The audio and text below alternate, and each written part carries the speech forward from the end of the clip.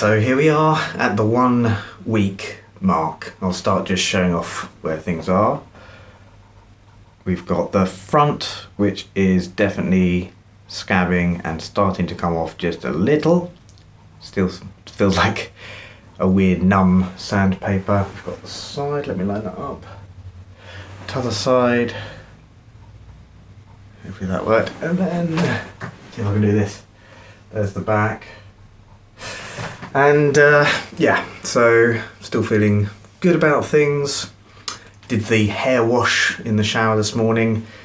Still doing things quite gently, trying to work up a foam. It's quite strange washing your hair when you haven't got much hair. Having always had lots of hair previously, but that was quite good.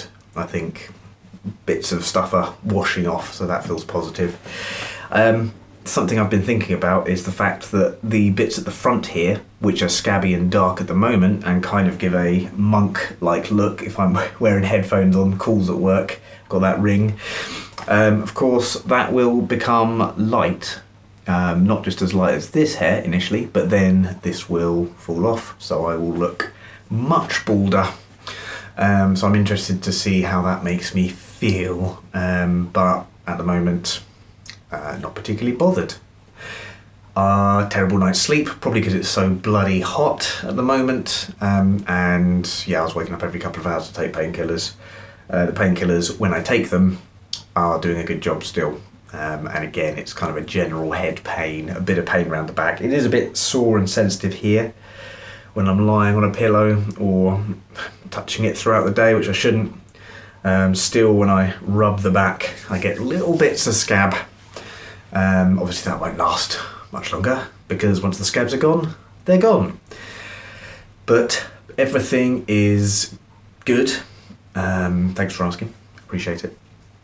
And I'm happy with things. So I'm kind of a bit more aware of other things now. My focus on my image that was previously centered on my hair. I'm probably thinking about beard and other things, but not in a way that's bothering me or worrying me at all, really.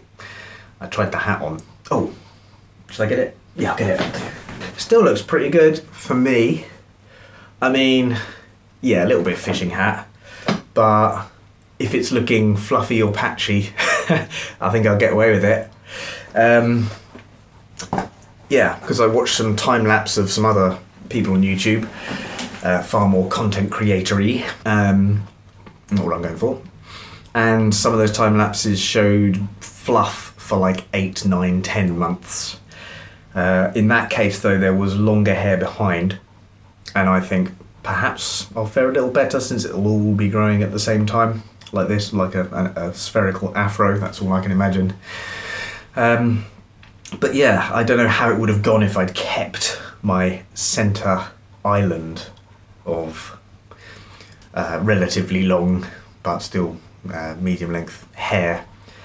I think I prefer this. I think I'd be freaking out a bit more about how weird it might look with such shaved stuff, a weird mark at the front, then becoming fluffy all the while having something long here. So yeah, as I say, since my head is a good shape, which I don't think you can tell until you shave it, happy with the full shave. I'm going to follow up with the trichologist as well.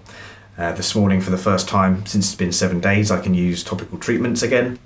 So I put some minoxidil, but I put it kind of not on the area yet because I want the scabs to go, but just in these upper temple, I don't know what they're called, the recession line corners, and actually on the back. So this is something I want to talk about briefly. When I got to the session in Manchester, the doctor said, you know, did the trichologist mention, or did anyone mention anything about the back of your head? I've got double crown, but right back there, he said there's some thinning there, and I was like, not really. No, she said it was progressing backwards, but I didn't take from that it was something here, and that I might, you know, have colloquially known as a bald spot, one of them. But I was wondering about that now. I don't want to focus that hyper-attention again on that and start worrying too much. But when I go to the trichologist, I'll ask directly. It would be a shame to have have some other kind of procedure too soon. In my family, both sides haven't really had, I don't think, any instances of bald spots at the back, so if anything, perhaps it's just a little thinning, but I will be getting back on minoxidil properly. I wasn't using it here before. We'll be doing that, and looking at the finasteride, or the duo version, dunasteride, the alternative. I don't think I mentioned sort of medication and ongoing things, but sticking with the minoxidil and then something to stop that DHT, I think I mentioned in the first couple of videos, or maybe the first 3, is a good idea to protect what one has. And if you take a pill, gets into your bloodstream, affects your whole body, often that's what you want. If the finasteride is stopping, say, a swollen prostate and other bits and pieces that it can do, that DHT. But if you just want it on the head, perhaps, apparently, a topical treatment may work, i.e. rub it on.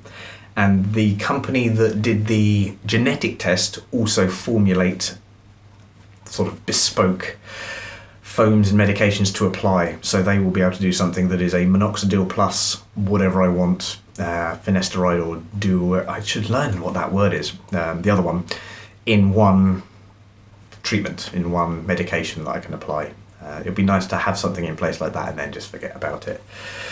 I guess the other thought that occurred to me today is the long-term thing. I read something in one of the articles saying, in many cases, people who have a hair transplant will not be limited to that one procedure. I don't know how much more mine would regress. I suspect not much based on family history. But yeah, I just kind of thought, if I grow out my hair again and then there's a patch behind there that's thinner, having to shave it again, or the bald spot, having to shave it again, I don't know what I'd do. I now know that a shaved head kind of suits me, which is fantastic, reassuring, always have that option. So in that case, I have a choice again. I like having choices. It could be another procedure, I don't know, 5 years, 10 years down the line, kind of hoping for the latter, or shave, or I don't know. But there's at least 2. There was one or before I ran out. Good. What else can I talk about?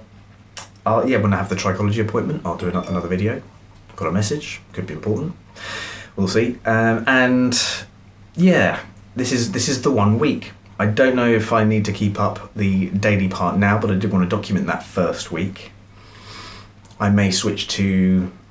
I'll do something at least every week. It would be good to check in. I might have to make notes as I go throughout the day, and if something happens such that I've got stuff to talk about, I probably can't improvise it in quite the same way as I have been. Even this has been pretty tricky to remember what happened during the day.